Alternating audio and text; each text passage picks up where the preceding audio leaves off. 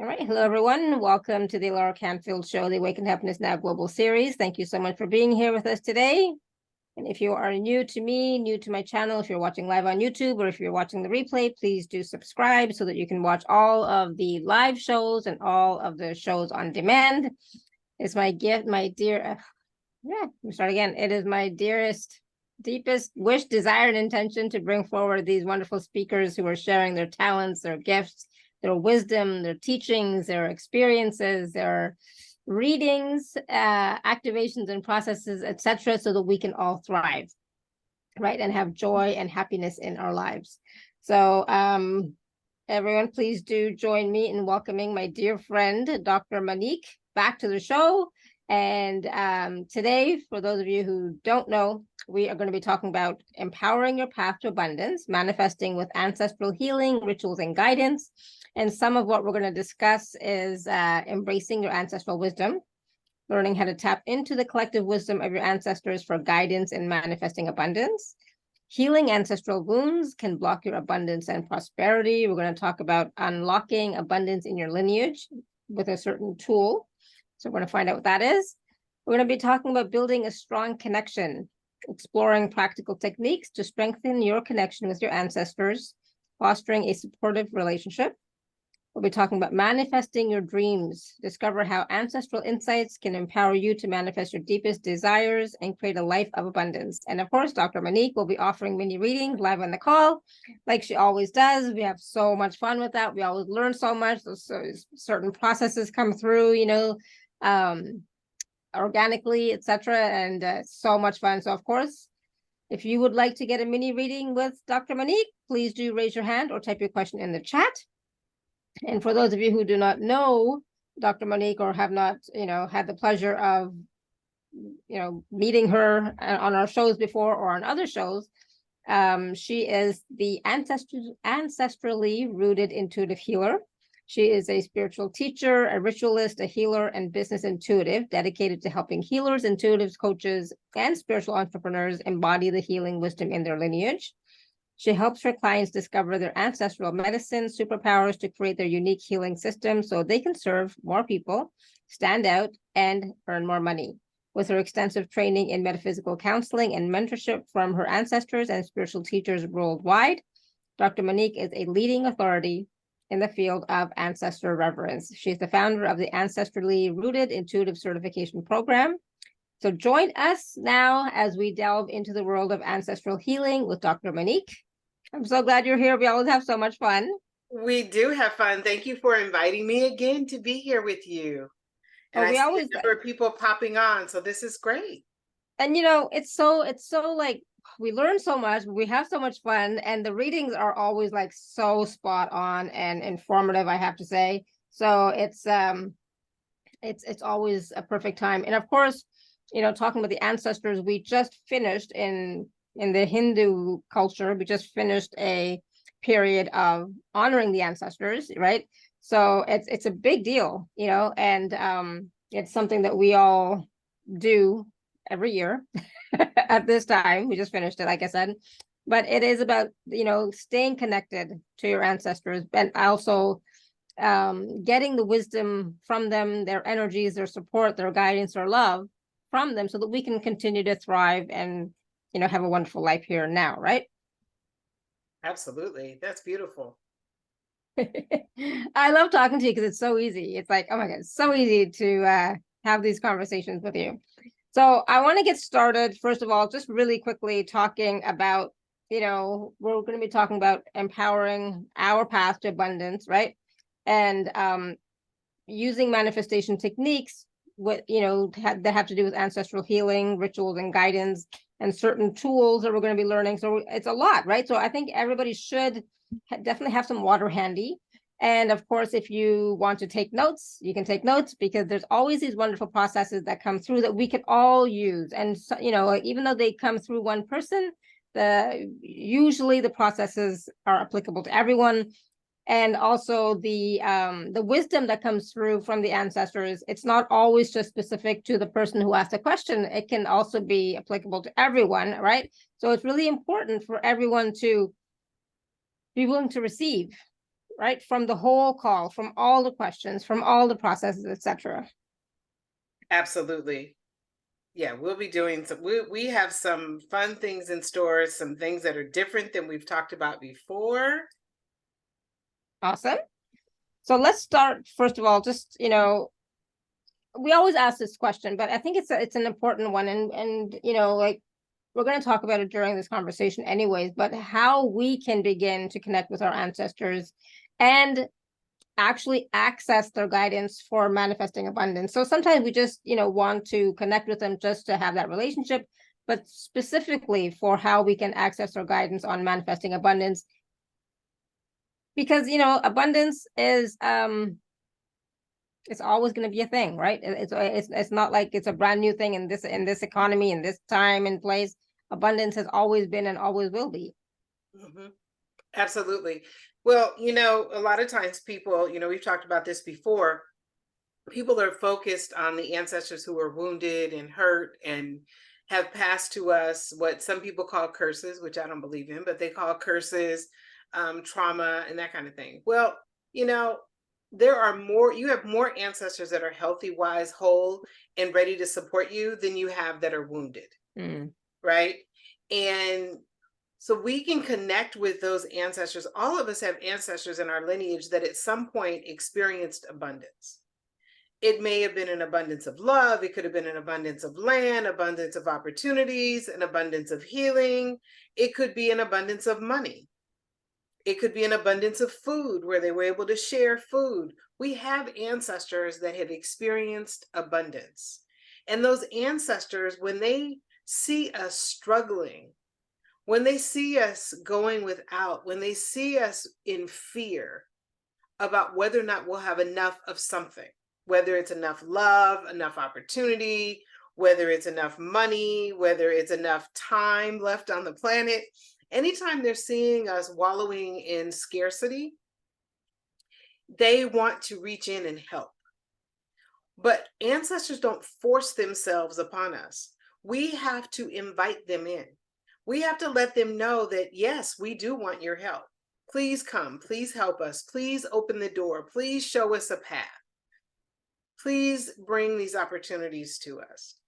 And so we work with the ancestors by, you know, first just talking to them as if they were already sitting in your living room. One of the things that I noticed lately is that a lot of the ancestresses in family lineages are saying, meet me in the kitchen. Let's have a cup of tea. Let's cook something. So your ancestors are always around you, and you invite them in by acknowledging that they exist. Now, some people will say to me, well, you know, I didn't have a good relationship with my mother, or my father was absent, or, you know, my grandmother wasn't a very nice person. We're not really talking about your immediate ancestors. You can connect with those. You can do the healing work with those. But that's not really where you want to start. You want to start with these healthy, whole, healed, resilient, courageous ancestors who are ready to work with you right now, because as you collaborate and work with them, they can heal the ones that are having some of the challenges and trouble and problems. But for now, they can work with you, help you in your life right now. And then if you say to them, you know, my mother and I had challenges, or my grandmother wasn't very nice to me, or my father abandoned me, or something along that line, you can ask those ancestors that now have been collaborating with you to help heal the pains that were caused by those life experiences. But where we want to really start is with these healthy, heal, and hold ancestors, and asking them for guidance and support. So of course, if you don't know who they are, like I don't know my great grandparents' names or anything about them, can we just say, call on any ancestor who, you know, had experience with, or a good experience with abundance, for example? Yes, we can call upon any ancestor. We don't have to only call upon the ones that we have names for. And we know that these ancestors exist because we know that we had two parents and they had two parents and they had two parents and they had two parents. You know, we know that we have thousands of people in our family lineage or more. And so you don't have to know who they are. You can just ask the ones, like if you're, let's say you're a healer and you're finding that things are a little stagnant in your business. Maybe you are wanting to take your clients to another level, or maybe there's a client that just isn't moving the way you want them to move and you're not sure what direction to go with them.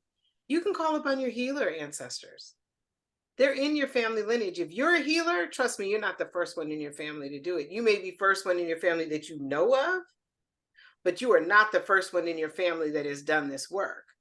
Call upon them and ask them to come and support you and help you and work through you and channel the energy through you. That's a way that you bring the ancestor forward to support you. And then, of course, you express gratitude to them once they've done it.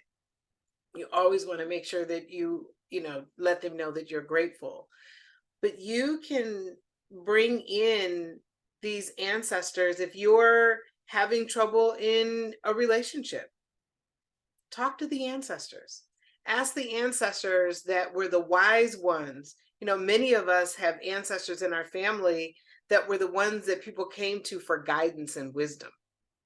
Invite them forward. Let them know, these are the challenges in my relationship. I need support. I need help. Now, one of the things you have to be careful of is being stuck in it has to have a certain outcome. So a lot of times it's like, help me with my marriage and make sure that this person never leaves me. Well, you can't control the outcome, but what you can do is work with them to have the best outcome from whatever the situation is. And be open, because it could be something even better than you ever imagined that they are able to help you create. And now you are stuck in it has to be this certain way, so you miss out on that beautiful opportunity. But being open to your ancestors delivering in a way that is going to be the best for you, that doesn't mean that you can't ask for something. But what it means is if you get something even better, you don't want to sit back and go, well, no, I don't want that. I had a client that was telling me that she wanted to take her entire family to Disney World because her kids always wanted to go, and now they're grown and they're grandkids. And so she wanted to do this big trip. And she was focused on, I got to make the money. I got to make the money. I got to make the money to go. And she was asking the ancestors, I need money. I need more money. And I said, stop, focus and talk to the ancestors about that trip. Have a conversation with them about, I'm looking forward to doing this and that. Spend some time looking at all the things that you're going to do while you're on that trip. Talk to the ancestors about how you want to go to this place or that place and the looks that you want to see on the faces of your children and your grandchildren. Ask the ancestors to help create that. I said, because here's the thing. If I dumped a lump sum of money in your lap, that would be exciting to you. But what if I told you, I'm just going to give you the trip? Are you going to tell me no? You're going to tell me I don't want to go because I need to earn the money? No, that's not what you're going to do. You need to go ahead and take the vacation because I'm gifting it to you. Well, it turns out that she ended up winning a trip to Florida, to Disney World. And she ended up being able to take the majority of her family, and then she was able to pay for the rest of the people to go because she received this trip. Wow. And that's what we're talking about, talking to the ancestors, asking them for support, but not being stuck with how it's supposed to happen.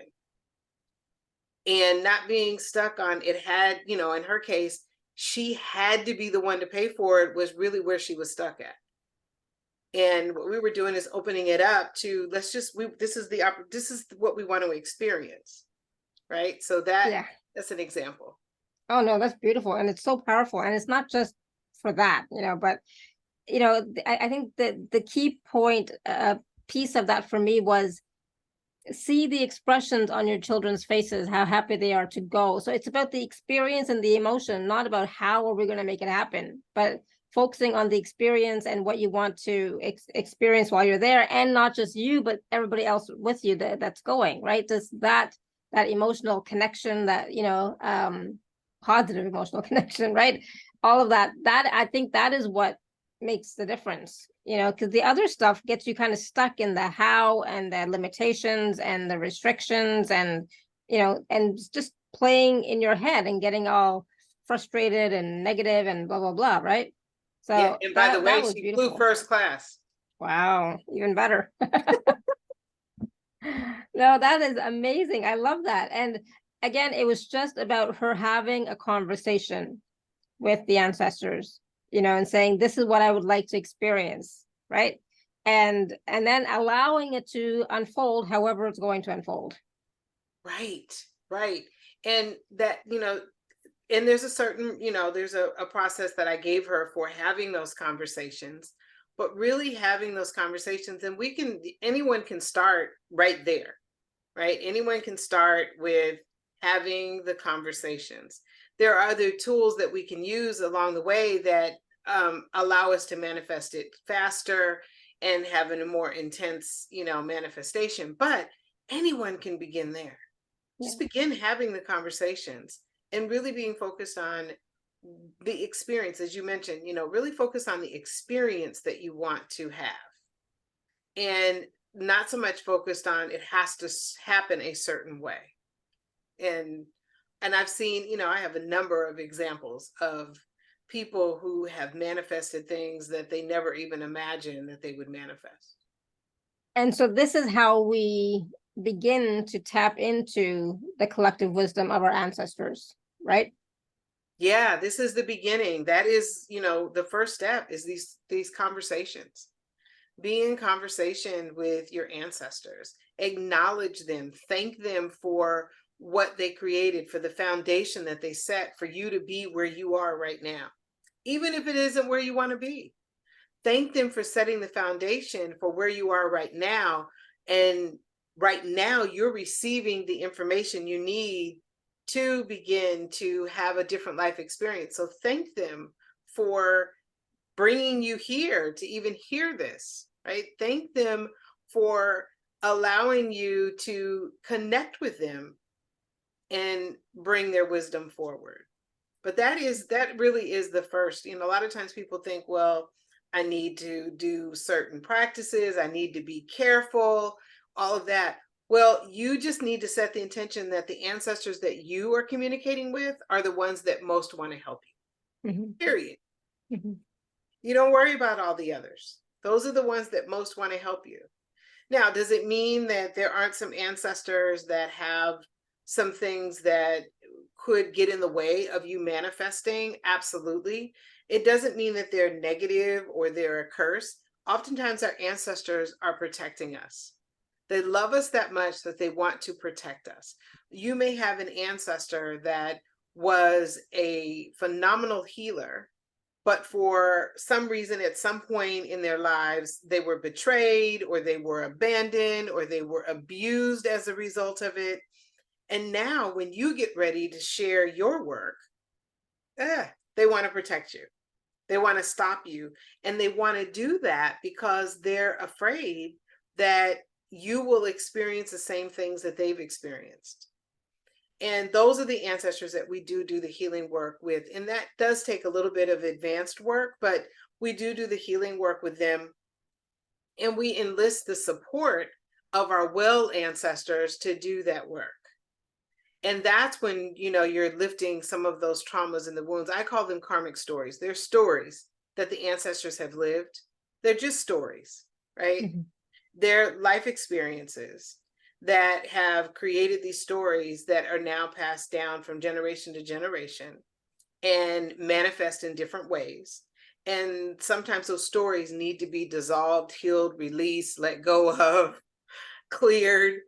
in order for that story not to continue from generation to generation, it also needs to be cleared so that it isn't impacting the way you are manifesting the things that you want.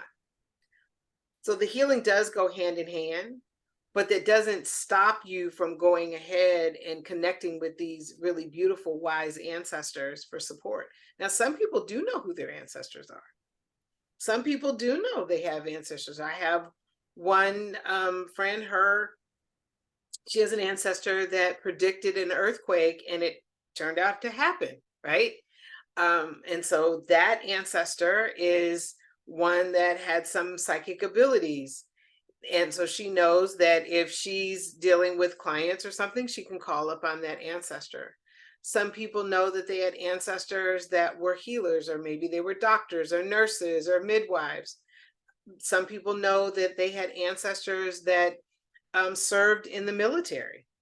And of course, that brings about some additional karmic stories that may need to be healed, but it also, in many cases, there are ancestors that have done that have this fear and this courage and this fierceness about them. And so we have ancestors throughout our entire family lineage that have done different things that are ready to help us. But you don't necessarily, if you know who they are and you have the information, then you can connect right in with those ancestors. If you don't know who they are, just know that they're there. Just know that if you're struggling with something or you're having some difficulties, there's an ancestor that can support you, because that ancestor more than likely had some similar experiences that you did, and now they're ready to help you. Awesome. Thank you. And that's the thing. It's like what we're experiencing is not new. I mean, our ancestors have experienced a lot of the same things, right? Maybe not to the degree or the effect that we are, but they have experienced a lot of what we have as well. So definitely having that extra support system can be helpful so that we can continue to move forward in our life and our journey. But I want to talk a little bit about some of the misconceptions that there are about working with ancestors, especially in the manifestation process, and how that we can clear those or dispel those myths or dispel those misconceptions so that we have more clarity about how it actually works with regards to manifestation, whether it's abundance, whether it's a relationship, whether it's something else, physical even, right? So can you tell us a little bit about some of the common misconceptions that you've seen in your clients having about working with the ancestors in the manifestation process? Yeah, some of them are ones that we've talked about. I don't know my ancestors. Another one is all of my ancestors were horrible people. I can guarantee you they were not. Now, that may have been your immediate experience with some of your ancestors, where you had ancestors that weren't the nicest people. But overall, all of your ancestors are not negative, right? They are spirits that have gone through their transformation, and they are pure love and light, and they're ready to help you. So that's one. Another one is, as I mentioned, all of my ancestors past were curses. I don't have any interest in connecting with my ancestors. All they did was bring me negativity, right? The reason why I'm suffering, the reason why I'm struggling is all my ancestors was full of curses. Ancestors, as I mentioned, in my experience with working with people all over the world, and I mean thousands of people, what I have found is that the ancestors have stories just like you and I do. We are not a curse. We are filled with stories and experiences, and sometimes those stories and experiences are as a result of what our ancestors have experienced and passed to us.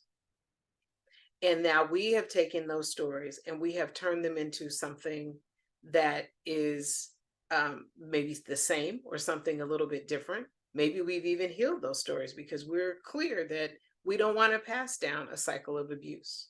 So we've done the work so that doesn't happen. Or in some cases, addiction. We know that there's a pattern of addiction. We want to handle that and change that and heal that. And so we do. But your ancestors are are so much more than these wounds and these curses that people always say that they are. They have so much more to offer. So that's often a myth, that people really believe that their ancestors are just filled with curses. Another myth that people have is, I can't work with them because it's dangerous. So I get a number of people that come to me and say, oh my goodness, working with ancestors is really dangerous. And I can't work with my ancestors because I don't know how to protect myself. And working with your ancestors is not dangerous, because what I said before, you always want to set the intention that you are working with your kind, loving, wise, resilient, courageous, beautiful, kind ancestors. You just set that intention that those are the ones that you're inviting in, and that's who you receive. That's who comes. And they will make sure that the others don't enter in without your permission. You don't have to worry about that. You don't have to have a special way to do it or anything like that. The other one is, I get people that will say, well, I don't really want an altar in my house because I don't want these negative ancestors to come in. And if I put pictures on there of ancestors that were not very nice, and I say, don't put the ancestors' pictures that you really had negative relationships with on your altar. Only put the ones on your altar that you either know, and you loved and enjoyed, or the ones that you didn't know, but you know of them, or you may have their pictures, but you didn't really know them. Put the names of the ancestors on your altar if you don't have photos.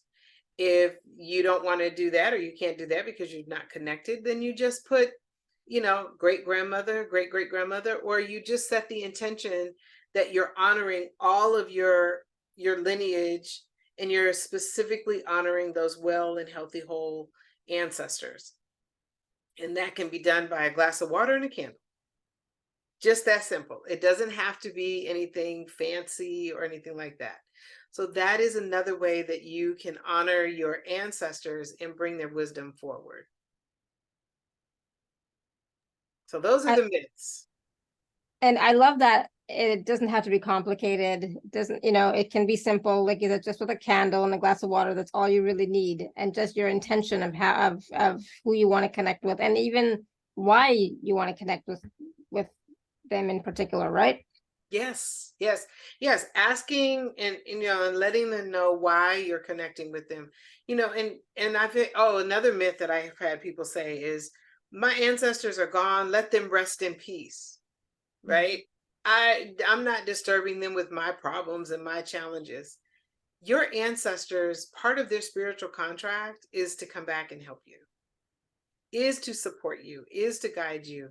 And it is their biggest joy to help their descendants experience something different. So think about it. If you're a grandparent or even a parent, you want better for your children than you had. Yeah. And you want better for your grandchildren. And in many cases, you'll go and do whatever you can to create better for them. Same thing with your ancestors. They want better for you, and they're willing to do the work to help you. And it is their biggest joy to do that. You'd be amazed at, when I connect with people's ancestors, how excited they are. I mean, I've had ancestors that will come dancing into the room, because they're so excited. I've seen ancestors create celebrations when someone is connecting with them for the first time. The ancestors want to connect with you. They want to help you. Awesome. So it's time, for those of us who have not connected regularly, on a consistent basis, maybe it's time, right? So can you provide some practical tips or exercises for our audience so they can start incorporating the ancestral wisdom into their daily lives? Yeah. And I've shared this one before, but I'm going to share it again because it is so powerful. And then I'll share one that I haven't shared as much. But this one is the water exercise. And it is, before you go to bed, drink a half a glass of water. Now, okay, so the glass doesn't need to be this tall, because I know some of us are at that point in our lives where We don't want to drink a whole lot of water before we go to bed. Exactly. So you can get just a small glass, right? Take, and even take a few sips of it. Put that glass by your bed. Set the intention that you will connect with the ancestors while you sleep, and ask them for guidance and wisdom on a particular subject. And when you wake up in the morning, drink that rest of the water and then jot down whatever comes to mind. Now, you may remember a dream, you may have an idea, you may still be, confused. Write that down. Write whatever is on your mind and do this practice over a period of time. And what you'll start to notice is more and more messages and symbols and ideas will start to come through. And by recording it, it really gets it out of your head and onto paper, and really just taking the time to do that. Now, this isn't an exercise that you have to spend, hours on. This is something that you could do very quickly in the morning. And this way you start to build that connection with them, and it's letting them know that you want to connect and you want to partner with them. Start out asking questions that are very easy. You don't need to ask questions that are huge, that are really challenging.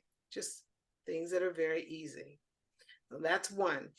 The other one that I really enjoy doing is I write down 3 things that I would like to experience as if I've already experienced them. And I ask the ancestors to provide me with guidance, opportunity, or openings to have this experience. And I do that every night. And I will often do the same 3 until something has come through to give me some guidance or some information, or maybe I've decided, after writing this for a few nights, this isn't really what I want, so I need to create it a little bit differently. And you do that. And I had one client that did that in terms of relationships. And so she did that. She wanted to be in a relationship, and she wrote these 3 every night. And we perfected them, and we changed them, and we worked with them and worked with the ancestors on them. And she met her person. And she met her person in a way that she never would have thought she would have met her person, right? So she met her person, she's happy, she's in her relationship, and she got exactly what she was wanting. And she asked the ancestors to help her with it. Now, she had been doing manifestation work. She had been, she practiced the law of attraction, and she had taken a lot of manifestation classes.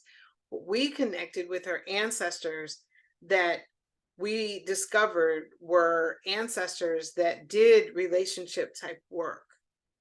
One of her ancestors was the person in the village, right? The person in her village that helped couples come together.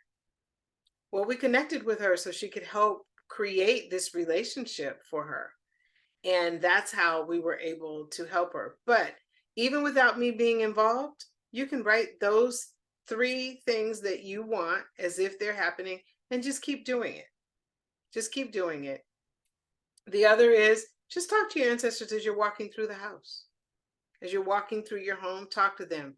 Prepare a traditional meal that is something that may have been passed down from your ancestors. It could be culturally related. It could be something that was just a part of a tradition in your family lineage. Prepare that and sit down and have that meal, and think about your ancestors and how they may have interacted with each other, talked to each other. Think about your ancestors, talk to them as you're having this meal. And you don't have to talk out loud, so that if you're, sharing a home with someone and you're sitting at the table and you're talking to your ancestors, if they don't get it, that might seem a little odd. But you can just sit and, silently have this conversation with your ancestors over a beautiful meal. Some, tea is, I love tea, and I have ancestors that love tea. And whenever I have a glass of tea, as I'm making my, my cup of tea, or even iced tea, I will just kind of talk to them and say, hey, I'm having a cup of tea and, this is what's going on and I need some insight and some direction. And boom, there they are. Another way that I will share with people is if you have a specific task. So it doesn't have to be really big things that we need help with. And I've shared this story before about how I had a plumbing problem. And my father was always the one that did all of the plumbing work, the electrical work, worked on my cars. I never had a plumber, I never had an electrician, I never had a car mechanic because he knew how to do all of that. And when he passed, it left a void for us. We didn't have that. And we had to now start to hire people and depend on people. And I was really concerned that hiring someone, I went into this fear, oh, they might take advantage of us. And I had to stop and go, wait a minute, nope, I can manifest this and I can ask my father to help guide us to the person that would be the best fit for what we need to do. I brought up, I typed in plumbers in, my local area, came up with a list. I think it was, a Yelp list or something. And I closed my eyes and I just said, Pop, guide me to the right one. And I went boom and I hit and I look and I see this one. I gave that person a call. Now I had called someone else and before I had done this exercise. And that person actually made the problem worse. And so I am now in a desperate situation and I call him. He said, let me tell you how to stop the problem immediately. And then I can come out first thing in the morning. He guided me through everything, got it all together. He comes out the next day. He tells me, well, there's 3 options that you have. I said, well, which one would you do? He said, the least expensive one. Now, he could have sold me the more expensive option and I probably would have gone for it. He said the least expensive one because nobody's going to see it. It's behind the wall, the whole line. So he did the work. He asked me, what are some of the other things that you need done? I was like, wow, okay. So I said, oh, well, there's a couple of things that maybe need to be looked at. He looked at them, he fixed them. And then he gave us the bill. He gave us a discount on the bill for whatever reason. I don't know. And then he handed me his card, and on his card, the name was Angel. So Angel had come and helped us with our plumbing. And now I've hired him back to do different projects that we have and have referred a lot of people to him. And we've built a really positive relationship. And as I was talking to him one day, I felt like my father was like super present because they had a lot of the similar mannerisms and ways of doing things and how they went about helping people. And it was very positive. So your ancestors can help you with tasks like that as well. They don't have to be big things. They don't have to be life-altering experiences. They can be really small things. I love it. What a wonderful experience and a wonderful example of the support coming from your father and with this person and how kind he was, how generous he was, supportive he was, and then his name was Angel. I love that. Yes. And we've experienced, even with the mechanic that we have, I've talked to him sometimes and, a lot of repair people now, mechanics and even people that do things in your home, they want to replace stuff. Mm-hmm. And my father was one where, well, if it can be fixed, let's fix it. We don't have to always replace everything. Let's just fix it. Well, I have an electrician that is, oh yeah, I can fix that. But I've had electricians that wanted to replace stuff. Right. And we worked and got the right mechanic. And the mechanic, he's like, no, I can fix that. Or no, you don't need to fix that right now. That's not a big deal. Based on the way you drive, you probably, don't drive that much. You don't need to fix that. And so it's really good because we've been able to work with our ancestors to bring in the right people to support us the way we were supported before. And that's what's really beautiful. So lesson learned, call on your father or other ancestors first for all those types of tasks, right? Absolutely. Absolutely. Yes. Yes. It would have prevented a lot of water being all over the kitchen. It's okay. Now.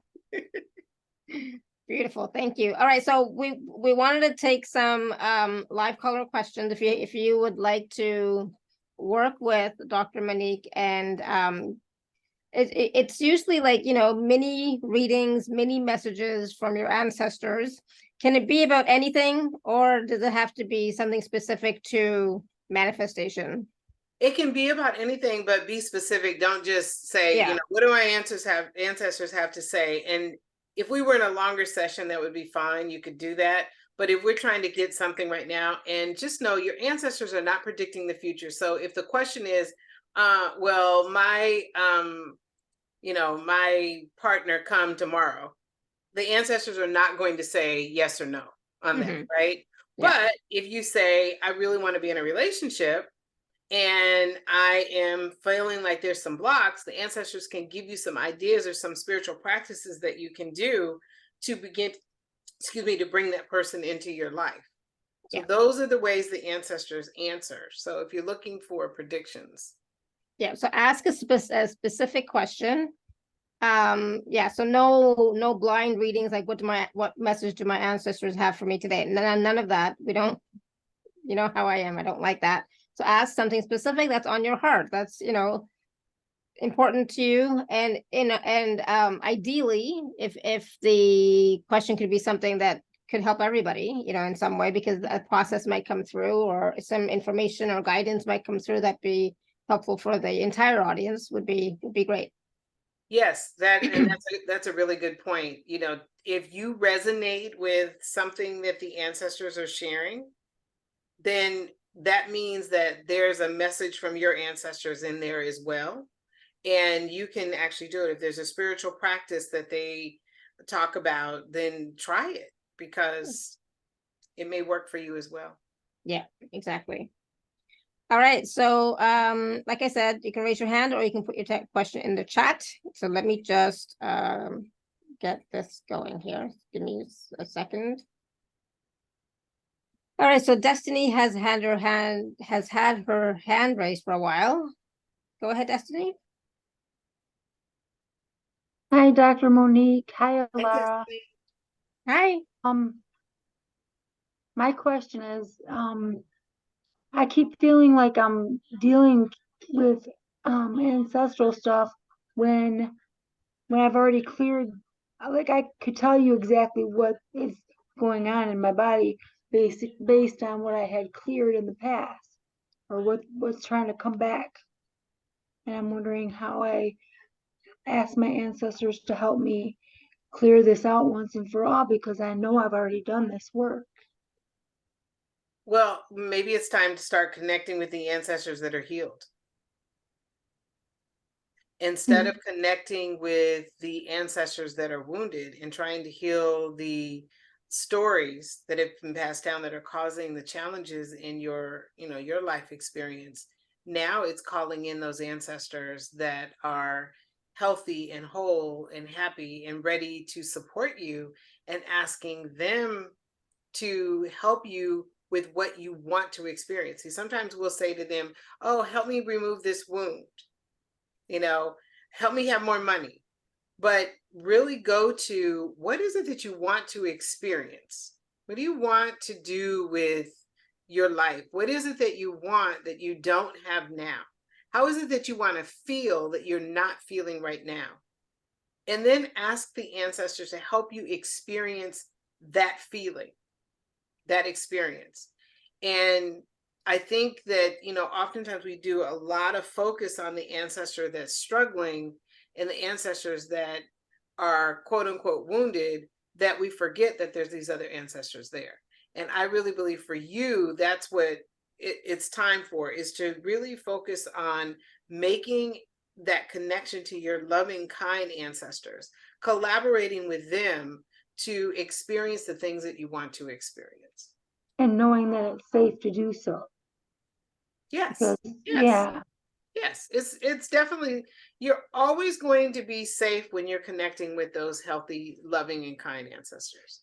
They provide the safety. And if you really are feeling like, ooh, I'm a little concerned, then the first thing you can do is say to my healthy, loving, wise ancestors, please provide protection. If you work with spirit guides and you have a gatekeeper that you work with, ask that gatekeeper to only allow those loving and wise ancestors to come through. A lot of our grandmothers are protectors. You can ask the grandmothers, surround me and protect me from any of the ancestors that are not ready to support me. Not necessarily ancestors that are bad, just ancestors that are not ready. They're not at that point. Connect with them. So those are some different ways that you can ask for that support. Oh, that's good. Thank you, Dr. Monique. You're I welcome. like the way that you worded that. That's good. Yeah.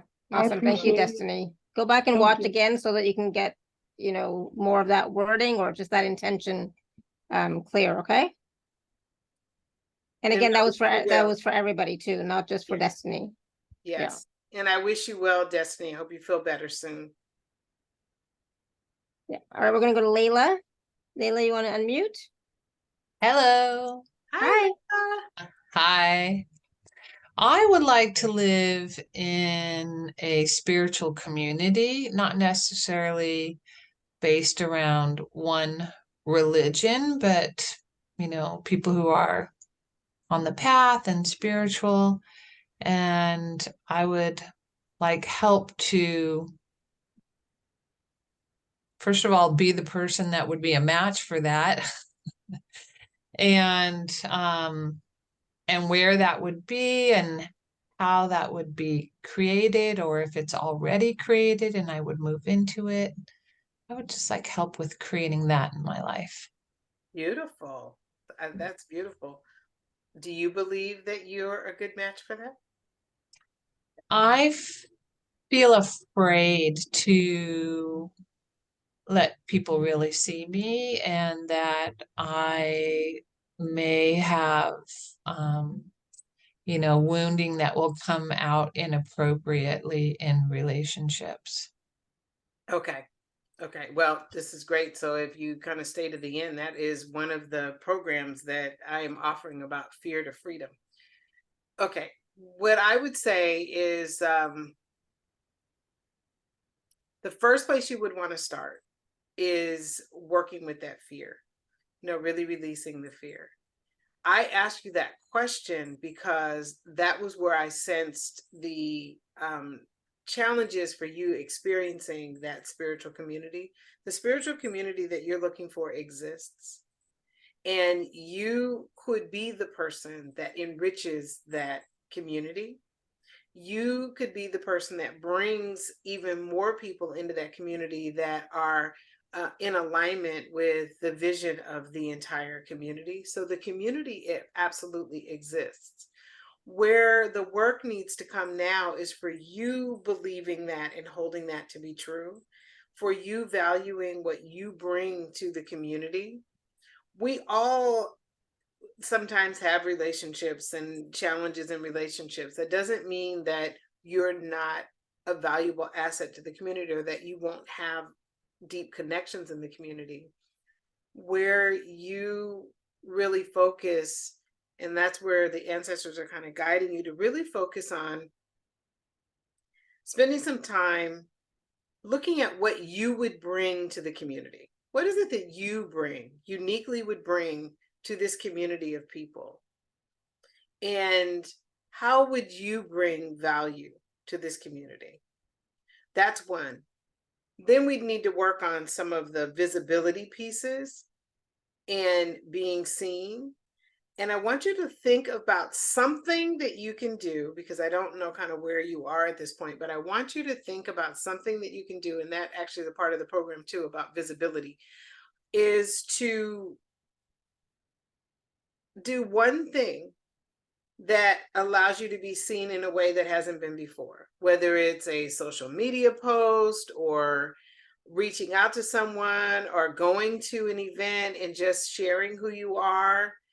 There's something that is like one step closer to being a little more visible, something very easy, something that is not a huge stretch for you, but it is something different for you.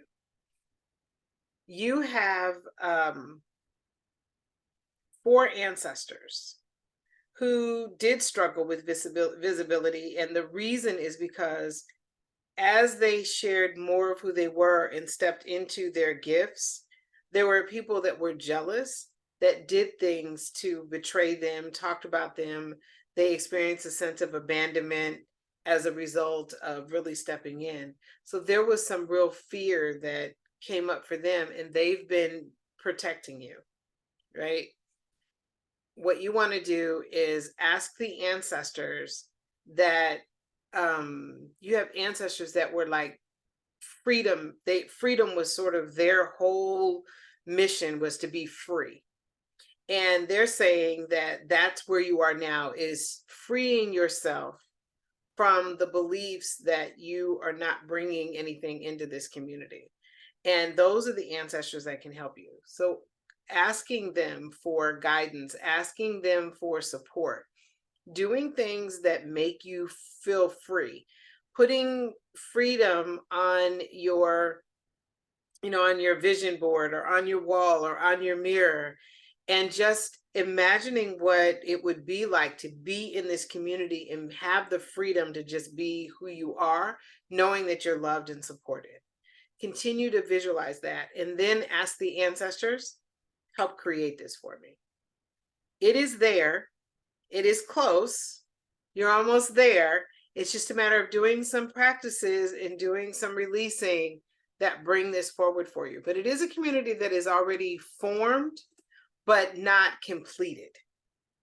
And you can bring in the completion of that community. Wow, thank you so much. I really appreciate that. Thank you, Dr. Monique. You're welcome. Awesome. Thank you, Layla. We're going to go to Manisha.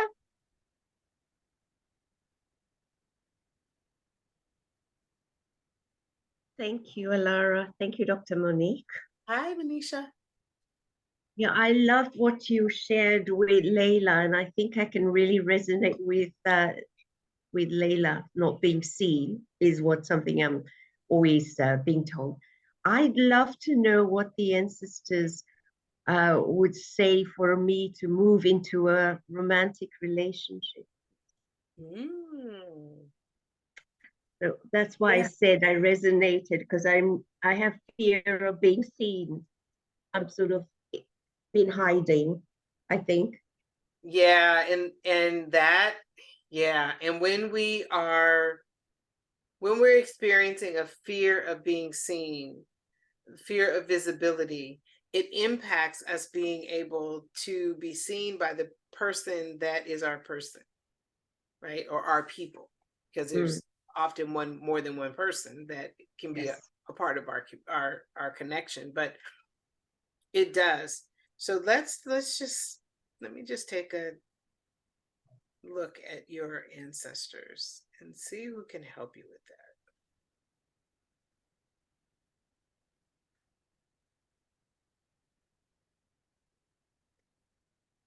You have a wise grandmother on your mother's side, four generations back, who is saying, and this is a male ancestor, who is saying, you have such a beautiful heart, and where you could do some work is trusting your intuition and your heart. That for you, there's a real connection. And right now, it's sort of separated. It's like, there's the heart and then there's my intuition. And he's saying that you want to unify those, and that your heart can help you and can guide you, but your intuition will let you know who the right people are to connect with. And he's saying that there are options out there for you, right? There are a number of options. It's not just, there's one person that comes to you. There's options for you in terms of the partners that can come in. And so if you're thinking of, there's only this one person, no, there's options. And some options will be closely connected to what exactly you want right now in your part of your life, and some may not be, but they're not bad people. They're just giving you options. That is the abundance that your ancestors can bring for you, is an abundance in terms of options that then you determine what is the best fit for you. You come from a long line of very, very intuitive women specifically. And somewhere along the line, that intuition piece has been cut off, and it hasn't been used in a way that it's really trusted. And they want you to practice trusting your intuition. And so one of the ways that you can do that is to look at a situation and then really step back and say, where am I feeling in my body that there's an answer? And really tapping into that. And it can be small stuff. It doesn't really need to be anything really big, but just really tapping into it and seeing where it's showing up in your body, and being conscious of the sensations of your body, because your intuition is going to come to you through sensations in your body. The other thing they're saying to me for you is take your hands and put them down on your lap, ask a question, right? And ask them a question, and your index fingers, they will begin to, over time, they will begin to move. And if there's 2 taps, that means no. If there's 1 tap, that means yes. Okay, so practice doing that, sitting, looking at something that you may need to make a decision about, sitting with it, feeling it in your body, put your hands on your lap, ask your ancestors, and you can ask specific ones depending on whatever the situation is. Ask the ancestors, and then ask them to give you a sign. And you can even remind them, 2 taps means no, 1 tap means yes. Right? And that is a good way for them to be able to connect with you. Thank you so much. You're welcome. The last part just gave me chills, because thank you so much. And Alara always says as well, where in my body am I feeling something? So, it's like you're reinforcing what Alara had said to me or in the group call a while ago. So exactly that. And Alara is pretty powerful and wise. She's absolutely, she is. Yes. That's why I wanted to offer or give Alara the credit as well, because she always said that. Where in my body am I feeling, Keep working with her on that. That is a definite for you. That is definitely a connection place. But I also really like, thank you, Manisha, but I also really like the fingers, right? The 1 for no, or whatever it was, 1 for yes, 2 for no, and practicing that, because that's going to help you strengthen the trust in yourself and trusting in your intuition. This is exactly because I weirdly enough, where I can say I'm intuitive is whenever I'm watching anybody, I always know the next word they will say. So, they're sort of trying to reinforce that it. Yeah, exactly. Trust it and believe in it. And it's not just trust it, it's but trusting yourself. Yes. Myself, yes. Yeah. Myself, yeah, absolutely. Thank you, Dr. Monique. Thank you, Alara. Thank you. Yeah, wonderful. Welcome. Thank you, Manisha. Thank you. All right, we still have Sunita and Cindy with their hands raised, but before that, we had a question or 2 in the chat. Valerie, I'm not quite sure I understand the question, Valerie, but I'm going to pose it to Dr. Monique. She said, working on energetic hooks so my mom can be my guardian angel. Am I making progress with this? Not quite sure what the energetic hooks are that you're talking about. So Valerie, do you want to unmute yourself? Oh, there you are. Yeah, I talked with the healer, and I have been working on my mother-father wounds. I apparently have 2 energetic hooks between my shoulder blades, and I have been working on love in all shapes, forms, and everything. And apparently my mother has been trying to release one of the hooks so that she can come in and be my guardian angel, and I blocked her. And so I was really kind of shocked about all of that. I have an altar for my mother and father, and I was just wondering if I'm making any progress with love, and so that my mom can come in for me, and wanting a love relationship in my life before I cross over. That was Got it. 2 things going on. Okay, so as you were talking, I'm like, let's just pull that out. It's gone, right? And you have a great, great, great, great grandmother who Wow. can help you. Sometimes working with those ancestors that are recently departed and when I say recently, 1 generation before us, or even 2 or 3 generations before us, sometimes it's very hard for us to have that connection because we are still seeing them as the physical beings that they were. And if we're recognizing them as the physical beings, then we're recognizing all of their mistakes as well as their goodness. We're seeing all of that, and it interferes with our ability to really kind of make that connection. When we bypass them and go to generations back, like this grandmother that I just shared with you, and ask them for help, they are in a position where they have ascended. They have been in the spirit world for a period of time. They have the wisdom, they have the ability to help you. Okay. Connecting with that ancestor, and ask that ancestor. And let me see if she's sharing a name with me. So the name that's coming up is Sarah. And I don't know if that's Sarah or Sarah is coming up. And it seems like it was a nickname or something.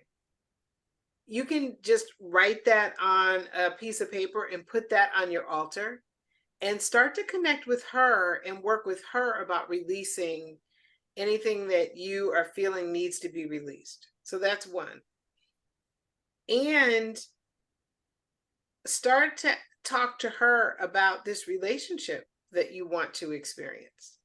Once again, seeing yourself in the relationship as you're having the conversation with her.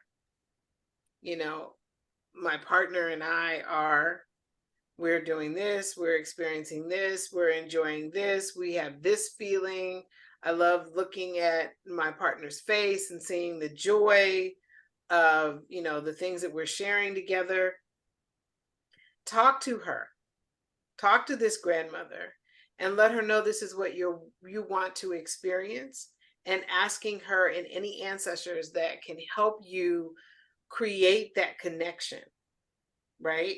And then when you're finished having that conversation, I want you to just tap your heart a few times and visualize your heart light expanding and going out and connecting, and that the ancestors are bringing that connection. You're sending the connection out, and your ancestors are helping you make that connection with the person that would be really good for you. Okay. So that's a practice that you can do to really get started in doing more. The energetic hooks that you were talking about, it's almost like once you came on and started talking about it, everything started just disappearing and leaving. So yeah, I wouldn't spend a whole lot of time on that. Okay. All right. Yeah. Thank you very much. You're welcome. Awesome. Thank you, Valerie. Good. I'm glad we got that clarified, because I was like, I'm not sure what the question says here. So good. Awesome. All right. We're going to go to Sunita. Hi. Hi. Uh, I have a question about the mother line. I think there's problems with relationship with men by my mother, by myself, by my grandmother, by her mother. All my aunts are alone, have a difficult relationship with men. Can I do something to heal it? And is there a new relationship for me? Okay, let me just connect in.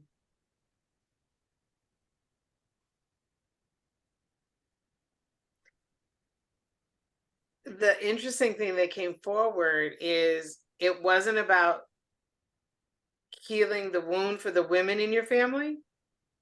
It's healing the stories for the men in your family. Mm.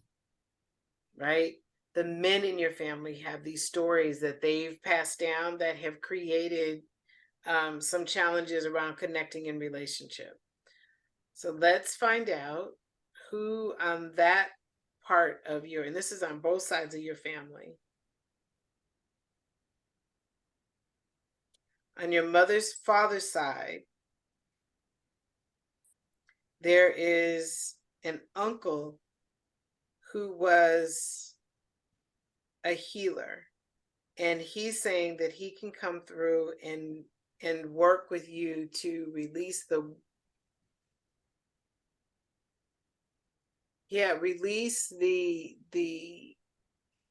conflict, the male-female conflict that is taking place, that has created some challenges with being able to sustain relationships.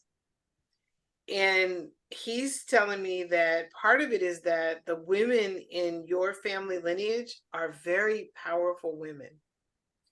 They are women who are seers. There are women who were healers. There are women that are intuitive. There are women that were just very, very wise and intelligent. And these women are so powerful that the men, it created some challenges for the men. And by working with this particular uncle, he can heal the male, the males in the family who were challenged by this energy, right? Challenged by this power that these women had. And what happened is over time, they dimmed their light. They held back on their gifts, and now they're not being seen. And that's where some of these stories are coming from. So this uncle has a spiritual practice for you.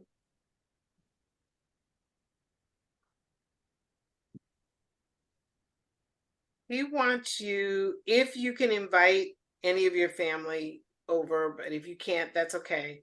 He wants you to create a traditional feast, and with some traditional dishes, and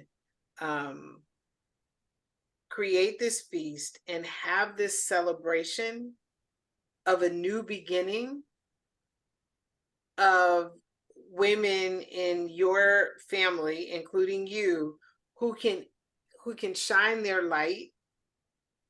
And it's the celebration that sort of is the initiation into this new way of being, and the new way of being seen for you and your family, and you and the women in your family. And that means that if you can do it with other family members, you don't even have to tell them what they're doing. You're just inviting them over, and you are setting the intention that with this uncle, that this is the opening, this is the beginning of this new way of showing up and being seen in the world as women, to now attract men who are perfectly okay with your power. And that's where some of the problem has been. These men have really had a challenge with with being able to really appreciate the power that you have. In your case, this celebration begins to open you, and he's wanting you to look at where you begin to dim your light because you don't think you're enough, or you think you're too much. Because you are much more powerful than you realize. And the more you realize it, the more you embody it, the more you're able to invite that relationship in to be with you. He's saying that the relationship is like, there's just a little bit that's separating you from bringing that relationship into your life. It's not like there's somebody way out there, or it's, thousands of years away. It is sort of like there's this wall that's there. And the more you become accepting of who you are and the power that you have, the more that wall begins to dissolve, and that person can come through and see the real you. What is happening is, when you dim your light and feel like you're too much, whether it's conscious or unconscious, then the people that see you are the people who like you with your light dimmed. But you can only do that for a period of time, right? So at some point, they're going to start to feel uncomfortable because now your power is starting to come through. And this ancestor is saying, be you, do you, let the power of you come out. Stop feeling like you need to change who you are, and then invite that person in. Okay, does that make sense? Yes, it makes sense. But the healing, I can't make physical connections with my aunt of my mother. My mother disconnect with me. Okay. And took all her family also in that process. So I can do that spiritual. Yes. That's Yes. Yes. Okay. Yes. Do it spiritually. Now, here's the thing. If right now it's not comfortable to do it by inviting your mother, and physically or spiritually, just do this for you. Begin by doing it for you, because whatever you do for you will trickle down to other members of your family, right? Forwards, backwards, linear. I mean, it will just help your family altogether. But do it for you. Have this ceremony for you. Connect with this ancestor just for you. And don't worry about connecting for the rest of the family just yet. It's your journey. Thank you. You're welcome. Awesome. Thank you, Sunita. All right, we're going to go to Cindy quickly, and then we still have a few questions in the chat, and I also want to talk about the special offer that we have for Dr. Monique. Cindy, you there? Hi, hello, Alara and Dr. Monique. It's Hi, Cindy. so great to be on this call, and I'm thoroughly enjoying everybody's messages that have coming through. And I have a question. I've been desperately trying to get help for my son, who had suffered a traumatic injury to his brain. And since then, it was 4 years ago, it impacted his well-being, his mental health. He has PTSD and OCD, and he's just like really afraid to be around other people. I've tried to get him help to deal with therapy, trying to get over the trauma that he experienced. And I've often prayed to my ancestors to help me get him the right help.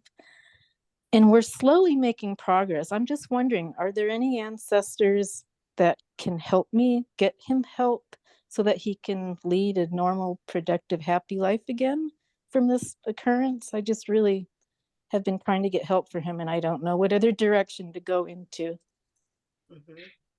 The first thing they're sharing with me is for you to begin to already see him as healthy, happy, whole, and not wounded. And I know that's hard because you see the challenges that he's having. He's your child, you see it. But just like in the morning when you wake up, start to see him in the way that you want him to experience life, right? Start to see him doing the things that you want when you first get up in the morning. And he actually has a couple of ancestors that are around him that are already doing some work with him based on you calling them forward, and they are helping. There is in your father's side of the family, father's mother's side, about 4 generations, there is, and they're saying neuroscience. Well, actually, it was a brain specialist, right? Somebody who did that kind of work. Invite that ancestor to come and partner with your son and these other ancestors to guide him to the resources and the information that he needs to support him, but also asking any of your healer ancestors, and there are a number of them in your family lineage, and you can just refer to them as the healers. Ask the healing ancestors, the ones that provide and can support with the healing, to come through and help him and support him with his healing, whether it's them providing healing or him getting it from somewhere else, just asking them to provide him with the healing. But always finishing with you actually seeing him after you make this request as already being where you'd like to see him be in his life, in terms of being free of some of the trauma that he's experienced as a result of the brain injury. Yeah, those are the ways that you can get started working with him. That is such great information coming forward. And I actually did have some medical doctors on my father's maternal side. So that's so interesting that you connected with that history, that lineage. Mm-hmm. And my mother's side, I know, had many healers as well.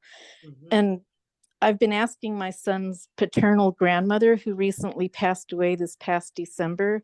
I'm hoping she was very close to my son, and I feel that she's there offering guidance also. Her name was Gloria. Okay, so here's what I would do, because she's recently passed. I would call on and ask and invite Gloria's grandmother, her grandmothers, to help your son and to help and support Gloria with her transition, because she's newly transitioned. So sometimes it's harder for us to we can have a connection with them, but then asking them to help us, they're still, they've changed their address and they're getting, accustomed to the new address, right? And so that connection isn't always the easiest connection for the healing that we want. You can still, ask her for her support and guidance, but also talk to her grandmother to help, both of her grandmothers, to help facilitate this healing for your son. Okay, wonderful. That's great information. She was the closest grandmother to him, and she was trying to help him these past few years. So yes, that's such a blessing to hear, and I really appreciate all your guidance and wisdom that came through. Thank you so much. Very helpful. I wish your son well, and I send him tons of healing. Thank you. Thank you so much. That just really touches my heart. Thank you, and many blessings to you and everyone on this call. Thank you very much, Cindy. Thank you, Cindy. You're welcome. All right.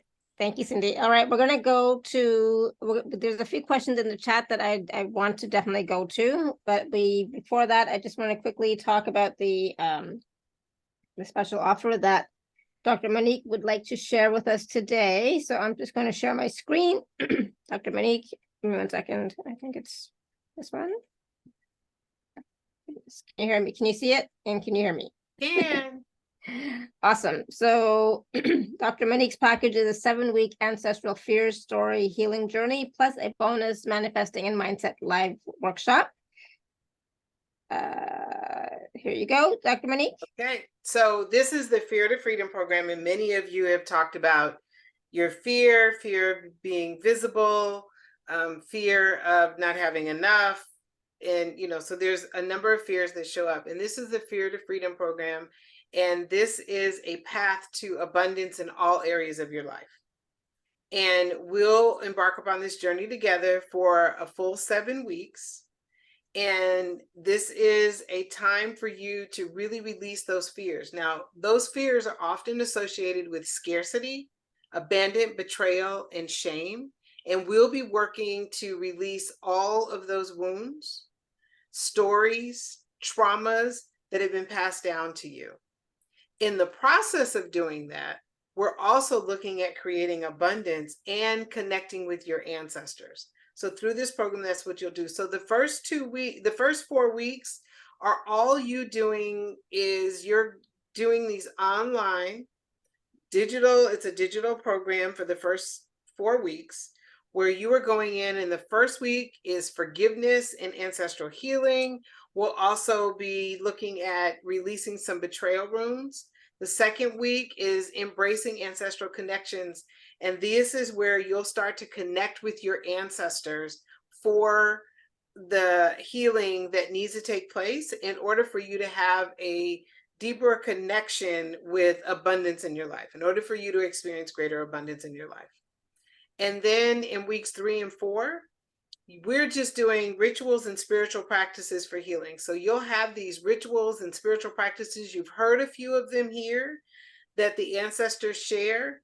There'll be practices that you can easily implement and easily incorporate into your life. It's not something where you have to go and sit on the top of a mountain for hours and hours. Not that that's a bad thing, but that's not what this is about. This is about really integrating this into your life in a very easy way. And we'll once again be doing more partnering where you'll go through a journey to connect with your healthy ancestresses. If you noticed, we had a lot of ancestresses that came through today, and they are the ones that are really leading the whole healing for a lot of family lineages. So that's why we're connecting with them. You'll be able to connect with them through a guided journey that is a healing journey that will help to release more of the karmic stories. So specifically during this time, you can really work on shame as well as the betrayal stories too. And then we'll do ancestral healing messages and spiritual practices. So you'll be getting messages from your ancestors that you'll be working with to begin to, once again, release some of the stories that need to be released in your family lineage. Okay, so then we get into week 5, and that's a live workshop. That's where I'm there with you. This is the workshop on releasing abandonment and rejection, because that is one of the big fears that people have when they're experiencing fear, is that they'll be abandoned, they'll be rejected, people won't want to include them in their lives. This is where we will actually break down those wounds, and we will heal all of those stories, and connect with the ancestor that is most ready to help you release those stories. And we'll go on a deep journey during that session as well. There'll be some learning, but then there'll be this deep journey, and we'll go through that journey. If you're not able to attend the live workshop, that's okay. The healing will be just as powerful in the replay, which you will have access to. And then in week 6, we'll have the Embrace Your Ancestral Medicine live workshop. And this is around visibility and the courage to share your story, to share your work. We will be looking at what is that medicine that has been passed down from generation to generation to generation in your family that you can now use in your healing practice, in your coaching business, in your as a spiritual entrepreneur, and in your own personal life to experience the abundance that you want to experience. And each of us has that unique medicine that has been passed down, that superpower that's been passed down.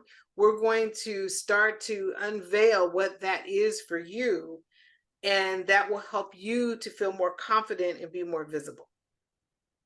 Okay, so in week 7,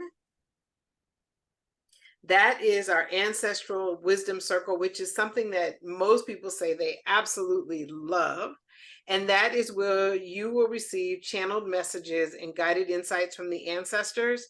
And in this live workshop, everyone will have an opportunity to receive messages. So each person is given time to receive messages from the ancestors, similar to what we did today, but more in depth because you'll have a little more time. And then we have the bonus week, which is the mindset and manifesting. And that is where I am really going to give you some manifestation tools that you can use with your ancestors to manifest and to create the kind of abundance you want in any area of your life. It could be abundance of relationships, love, opportunities, travel, money, business, clients, whatever it is that you want. This is what we'll be working on in that workshop. So all of this entire 7 weeks is about helping you to be more visible, helping you to release the fear, helping you to create a greater level of abundance in your life. And it's a 7-week journey. The last 3 weeks of the journey are personally with me. The first 4 weeks you'll be able to go into your own portal, and you'll be able to work at your own pace and go through the first 4 weeks of the workshop. I'll be dropping in little messages to you and words of encouragement. I'll be sending you different ways that you can manifest, some of the things that you want, different practices that you can try along your journey for the first 4 weeks. And then the last 3 weeks are you and I working together live. The bonus session that I mentioned, that bonus session is going to be in January. And that will be sort of a way to kick off your year in the state of manifesting and in a mindset to create greater abundance in your life. And what I'm offering that I hadn't mentioned to Alara, but I'm offering this. If you take action and join and participate with us and sign up within the next 48 hours, I'm going to include the poverty healing workshop in your bundle. You'll have access to this online program where you will be able to log in and go through the poverty clearing program. It is a 4-week program where you're clearing any poverty and scarcity wounds that may be in your family lineage, any scarcity stories that you may have experienced or your ancestors have experienced. You'll be able to work on that while you're working in this program, and it will easily fit in, so you won't have to feel like I'm overwhelmed and there's so much to do. There's short, exercises that you can do. There's short videos. The meditations are not real long meditations that you can do that will actually intensify and accelerate your path to abundance. And that is available for the people who sign up within the next 48 hours for this 7-week program. Awesome. Well, that's an extra special bonus, surprise bonus that I didn't even know about. So thank you. So please do use this coupon code ALARA23 in order to receive the package at this rate of $333. Okay, otherwise it's $497, right? So if you would like to receive this discounted price of $333, please use the coupon code ALARA23, and please do purchase within the next 48 hours so that you can receive this wonderful special bonus of the poverty clearing 4-week workshop as well. Awesome. Thank you. And just so you know, you'll have access to this program for an entire year. You'll be able to go back at any time and do any pieces of it. All of the recordings will be in your portal where you'll be able to log in. All of the information will be there. Both programs will be available to you for the next year. Awesome. Good. And that's long enough for us to go through it once, twice, even 3 times. Exactly. Good. Thank you. All right. We are going to there were some quick questions in the chat that I wanted to quickly take. But Gail, did you have a question for Dr. Monique?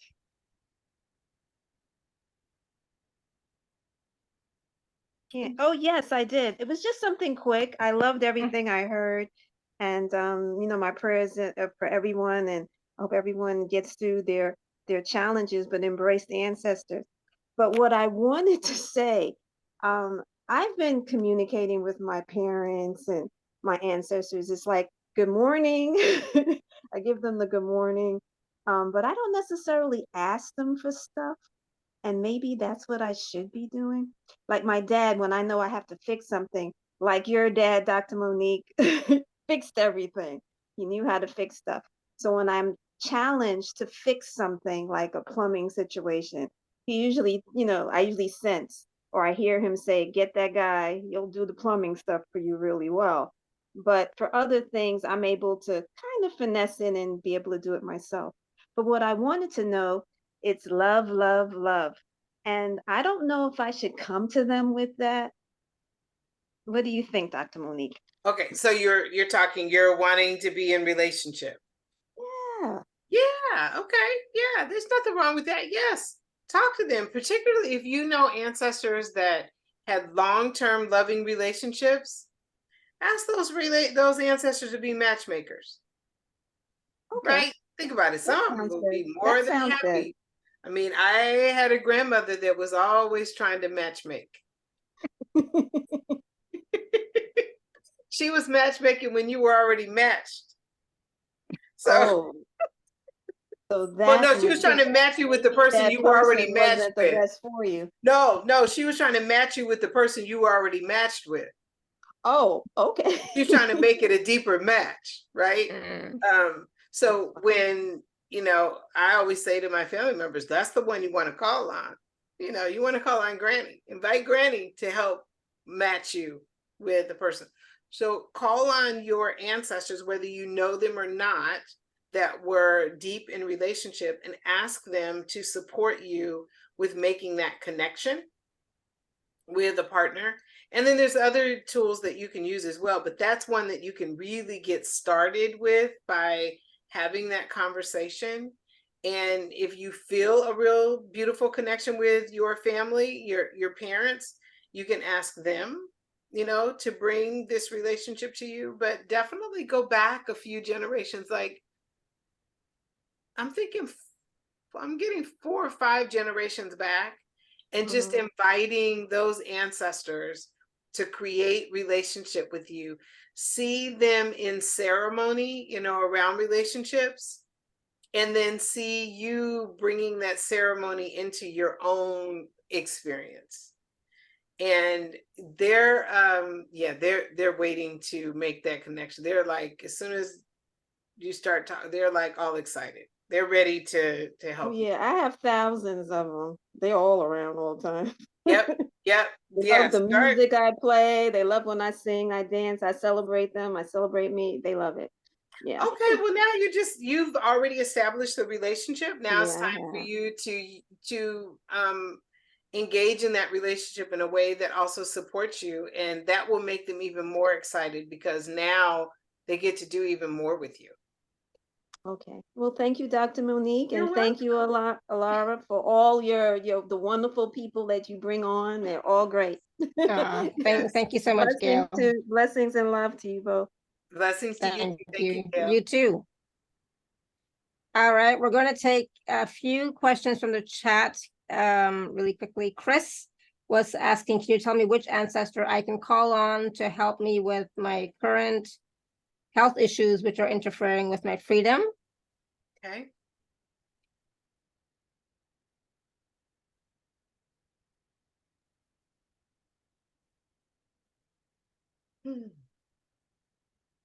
They're trying to give me a name, so give me a second. The name that's coming is Mona.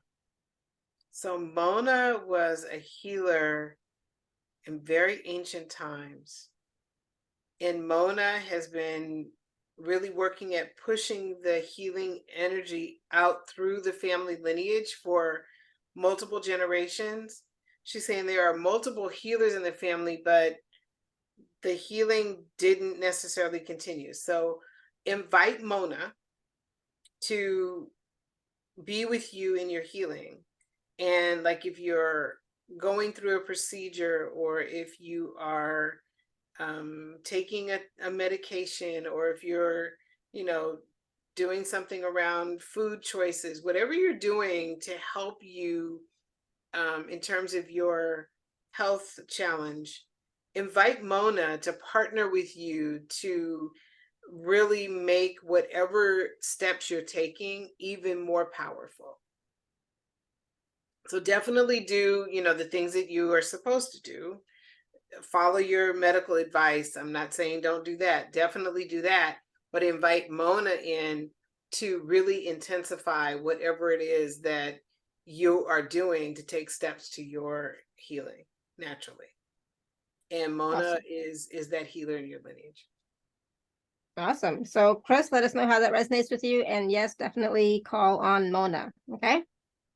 Zila had to go, but she said, I finally manifested a safe place to live for winter, but I have this fear that something, something will go wrong. Either I will be perceived as doing something wrong or be betrayed somehow.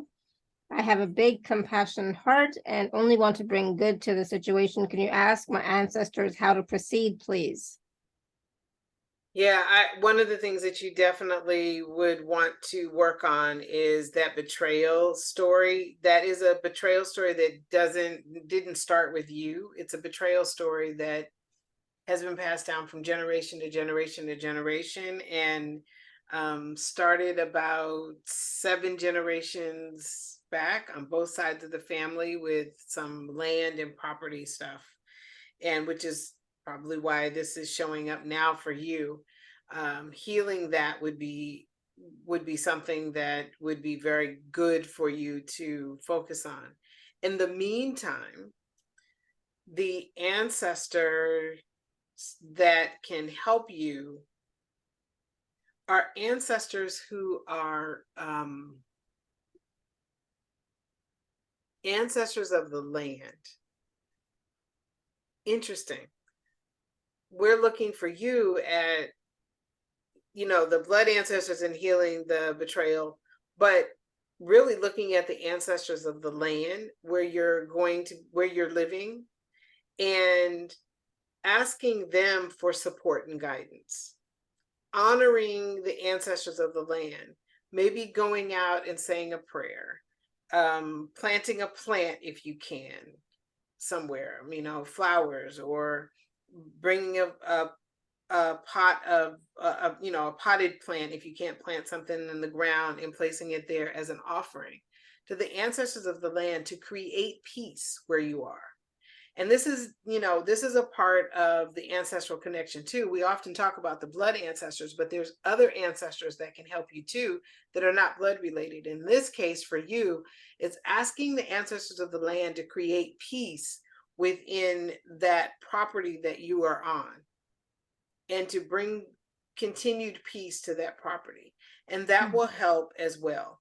The other thing is, if you're focused on something going wrong, and you probably already know this, then there's a chances are that they probably will go wrong.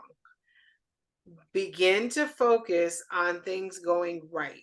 When you start to feel like something's going to go wrong, that is a great way for you to shift into it going right. And just saying to yourself, all is well, everything here is beautiful, I am in a safe place, I am, just really speaking positiveness and using that fear as the contrast to really look at what you want to experience there, how you want to be in that space, and sharing that with the ancestors of the land to bring peace.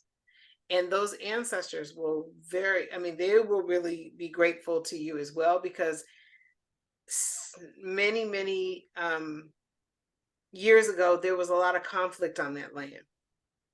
And that doesn't necessarily mean that you'll have conflict, but it does mean that you can actually acknowledge them and really invite them to create peace and to continue creating peace in the environment that you're in.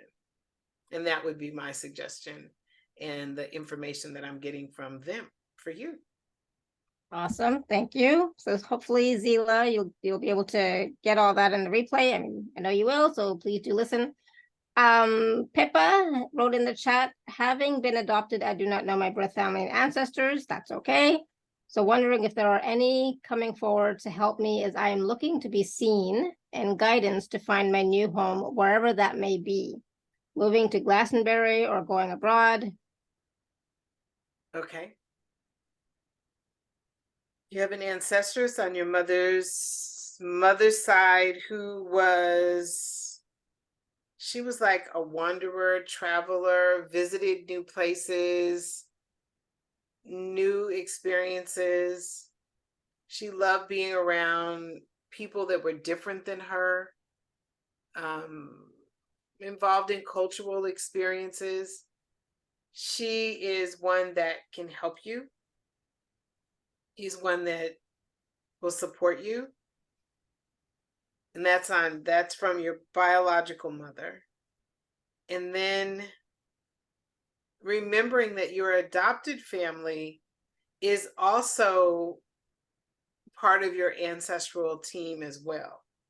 And although they're not related to you by blood, those are the ancestors I was talking about before, where we're not necessarily related by blood, but there's a connection, and there is a connection with them as well. And if you know any of them that can help you with, where you're going to be and can help you with visibility, then that would be really great.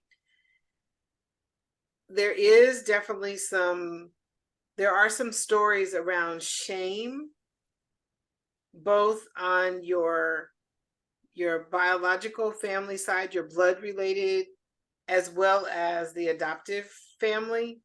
And that shame oftentimes keeps us from being seen. Fear is a part of it. Fear absolutely does keep us from being seen. Shame is a part of that fear. The shame often carries the fear in it.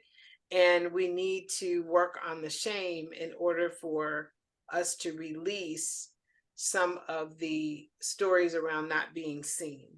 I would very much, if you're at all interested, very much encourage you to come and step into the program, because there is a whole piece in there on visibility. I've received so many messages from people about having this fear of being seen, and that's why I've included that in the 7-week program. So that's something for you to get started. Awesome. So Pippa, let us know how that resonates with you. I'm going quickly now because it's like, oh my God, look at the time. So Sarah wrote in the chat, we spoke some time ago and you suggested that I light 4 candles to bring my ancestors' help in. Is that finished? I stopped due to injury, but could start again. Now is the time I want to bring in extra protective energy for my children who live in Israel.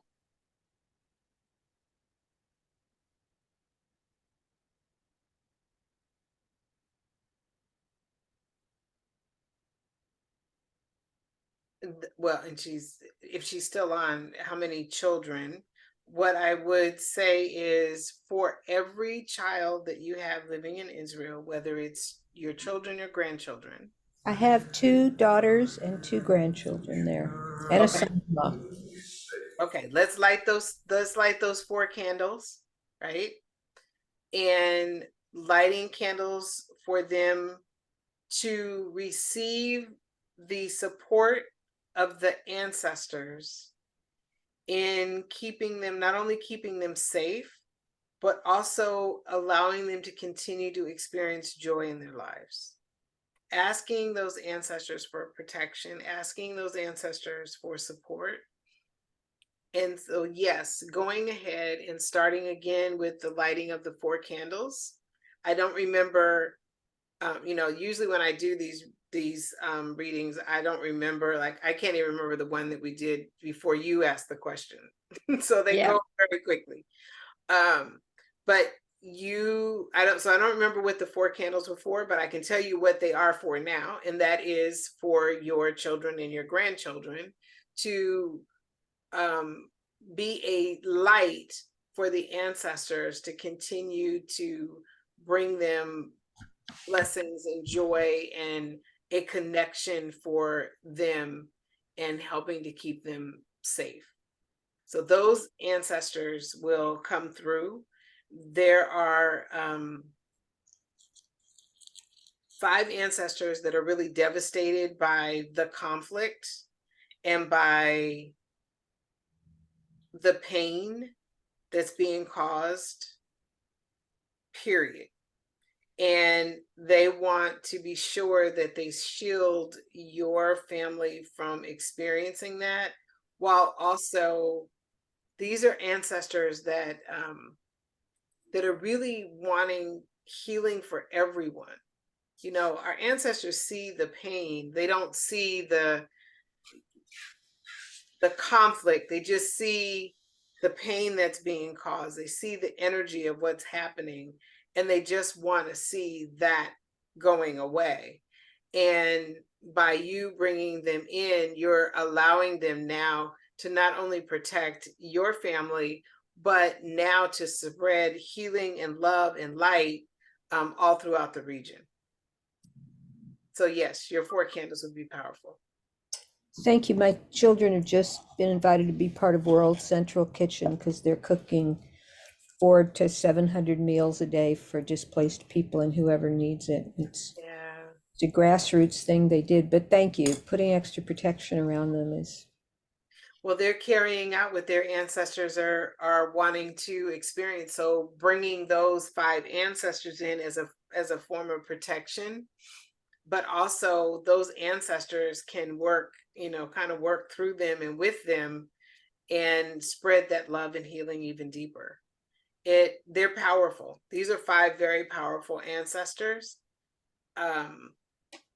who are just, they feel honored that their descendants are doing this work. So definitely continue to connect with them, light the candle, invite them in. Thank you. That really helps me. Thank you. Beautiful. Yeah, awesome. Beautiful. Awesome. Thank you, Sarah. All right, Jill has a question. She says, I have a blockage in back of 3rd eye that inhibits my intuition. Was told this is a trauma to the head from the Holocaust. Is this ancestral or past life? My immediate family was all in USA during Holocaust. However, I am sure I have ancestral cousins in Germany.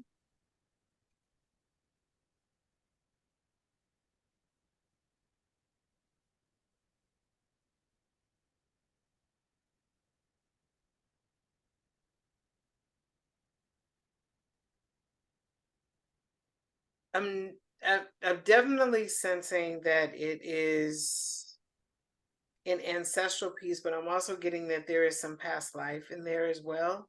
But there's an ancestral piece where there were ancestors that were deeply affected by the Holocaust. And you had some ancestors that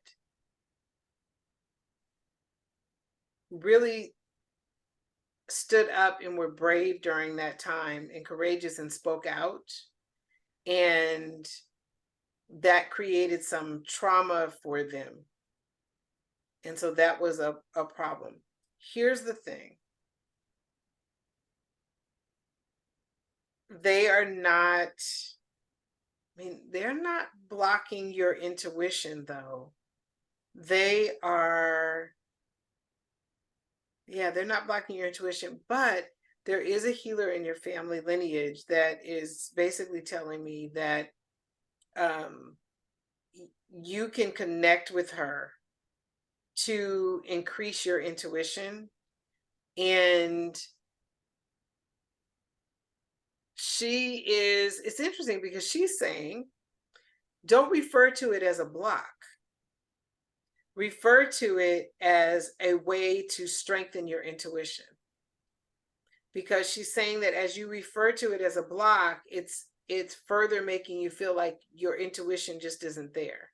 And now allow these ancestors that were courageous and brave and spoke out to be a part of your team to support you with deepening your intuition. And then she's also a healer. She's also saying there's something with you about doing some healing work. And I don't know if maybe you're a healer, I'm not sure, but about you doing some healing work. But yeah, she's definitely wanting to connect with you on that level.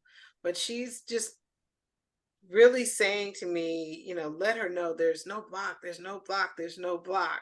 Just don't see this as a block. See this as this is your time to strengthen your intuition and to do and learn different ways of increasing your intuition, improving your intuition, and really looking at it that way. And then for the ancestors that experienced or possibly experienced the Holocaust, whether directly or indirectly, she's saying that you can light a candle on the altar for them, asking them to come into this beautiful light with you and to join with you and to help you do the things that you want to do to move your life forward so you can unify with them. So that's your message. Awesome. Great. And you know, it's funny, I was getting the same thing about it's not a block. Stop saying it's a block. It's not a block. It's going to help you to increase and enhance your intuition. So there you yay. go. And if you're getting it from her too, then there it is. I love that. Yeah. Thank you, Jill. Don't focus on it being a block. I would say focus on it being more as an opening to enhance your intuition. Okay. Okay, last question. There was one more.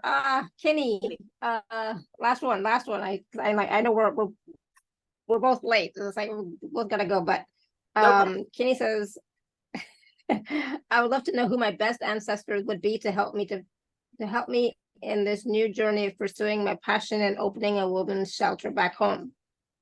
Oh, Kinney, that is beautiful. That is so beautiful. Now I know Kinney because I traveled to Fiji, and Kinney has lived here, and I had a chance to meet Kinney, so I do know Kinney. And I just want to say thank you so much for doing that back home. I know how important that work is to you and your life and your story, and that is absolutely beautiful. And knowing that, I know that you have very powerful women in your family lineage that have followed your journey and your struggles and all of the things that you've been to, from, you know, coming to the United States and being here and now being able to go back there and do the work that you're doing. And it was like when you stepped back in Fiji, they had celebration. They were joyful and jubilant and excited about you being there and bringing back and coming back and helping people not to experience, or supporting people who have experienced the things that you've experienced. And they are just surrounding you and loving you and lifting you up and encouraging you to do this work. And they want to remind you that you don't have to do this alone. To remember that there are people, the right people will see your vision, both in the US and in Fiji, and create a way for you to make this vision come to be. And you can ask your ancestors. You have ancestors on your mother and your father's side that you can invite in and ask them to connect you with the souls that are in alignment with the vision that you have. really being clear about that vision. Wake up in the morning and visualize this center, the way it looks, the way it feels. Are you sitting in the center now? I can see your face. So yes or no? Are you sitting in the place? Okay, beautiful. Absolutely beautiful.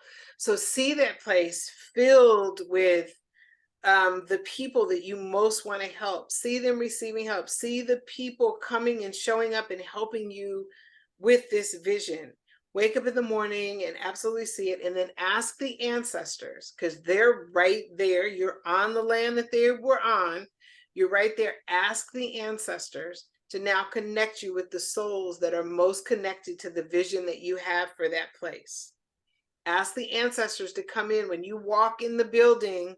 Ask the ancestors to bless every step you take through the building, to bless the building, to make it a safe place and make it a place for people to grow and prosper and heal, right? You have, there's like 5 ancestors on both sides of your family that are guiding your footsteps, right? Guiding your footsteps. 3 of those are women, 2 are men. And the men are on each side and the women are spread between both sides as well. And they are like they're in that space. They're in that space with you already. You just have to invite them to now be a part of this vision even more. And the way you do that is by doing your visioning work, by spending some time, closing your eyes, taking this vision, and then inviting them to be a part of it. You may even want to do something to honor the ancestors in a part of the building, right? For the, you may do something, I'm seeing something with maybe sand, water from the ocean, maybe even a candle, but they're being clear. They don't want you to keep the candles lit for, I guess they're saying safety reasons, but where people can come in and like take a little bit of the sand and put it in another small bowl as a representation of honoring of their own ancestors and their own healing path. And just saying thank you for those that came before them.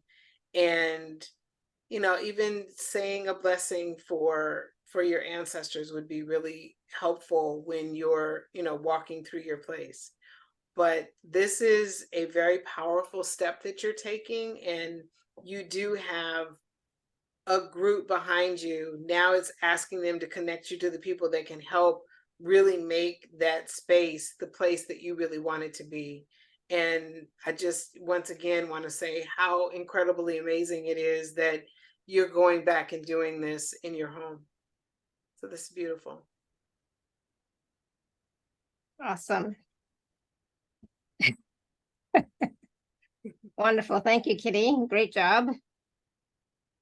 She was here before I got here, or about the same time. So she's been on the call for a long time. Oh, nice. I missed one by Sunita. She really wants this question. She wants to ask this question. She said, can I ask also for my brother? He had 3 weeks ago a TIA, brain attack. How can I help him? He thinks that it comes by youth trauma. What you got? That's coming on father's side. Connect with David, who is 3 generations back, father's side, and ask him to support your brother. That's the quickest that I can do, but ask him to support your brother. Awesome. Good. Thank you. So work with that ancestor, Sunita, and ask him to help you, okay? And support your brother.